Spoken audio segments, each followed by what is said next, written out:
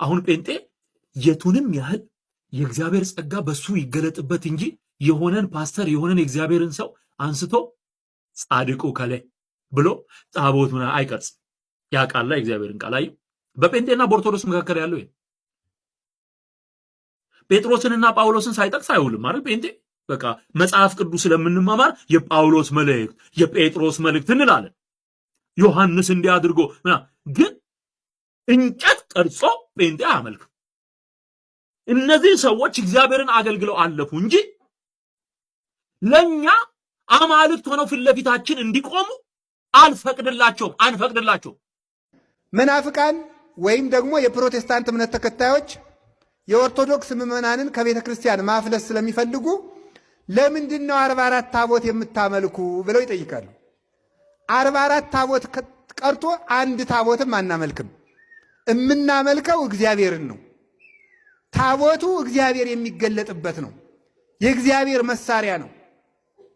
አሁን ምን ይላሉ መሰላችሁ? ፕሮቴስታንቶቹም ይሏቸዋል ታቦት ጣዖት ነው ይሏቸዋል። እንዴ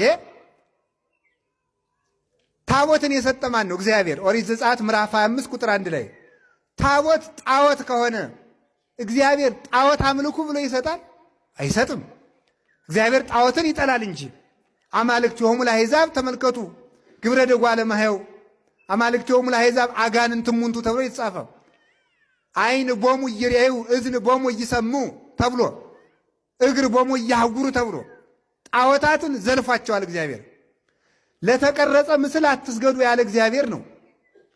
ለተቀረጸ ምስል አትስገዱ ብሏልና ለታቦት አትስገዱ ብለው ይጠቅሳሉ።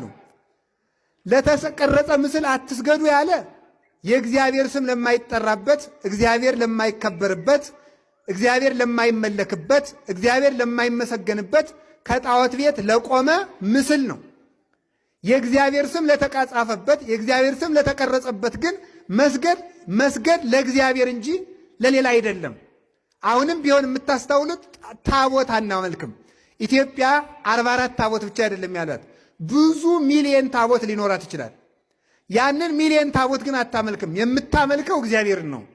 ስለዚህ ይሄ ታቦት የምስክር ታቦት ነው እንጂ የአምልኮ ታቦት ወይም የምናመልከው ታቦት አይደለም። የምስክር ታቦት ማለት ነው እግዚአብሔር ከኛ ጋር መሆኑን በዚህ ታቦት ይገልጣል። እኛ እግዚአብሔርን መውደዳችንን በዚህ ታቦት እንገልጣለን። እግዚአብሔር በዚህ ይገለጣል። በስርየት መክደኛው ላይ ሁኜ እኔ እገለጥልሃለሁ ያለ እግዚአብሔር ነው። ኦሪት ዘጸአት ምዕራፍ 25 ላይ በታቦቱ መክደኛ ላይ እኔ እገለጥልሃለሁ። ታቦት ብዙ ሰዎች ምን ይላቸዋል መስላችሁ? ታቦት የእግዚአብሔርን ክብር ይጋርዳል። ኦርቶዶክስ ታቦት፣ የተክለ ሃይማኖት ታቦት፣ የገብረ መንፈስ ቅዱስ ታቦት፣ የጊዮርጊስ ታቦት እያለች የክርስቶስን ክብር ይሸፍናለች ይላሉ። ታቦት ግን የእግዚአብሔር የክብሩ መገለጫ ነው እንጂ የእግዚአብሔርን ክብር የሚሸፍን እንዳላይደለ እግዚአብሔር ለሙሴ በታቦቱ ላይ እገለጣለሁ አለ። እግዚአብሔር ታቦቱን እኔን ይጋርደኛል፣ ከእኔና ከእናንተ መካከል ግድግዳ ይሆናል፣ እኔን ይሸፍነኛል ሳይሆን በታቦቱን እኔ እገለጣለሁ ነው የሚለው።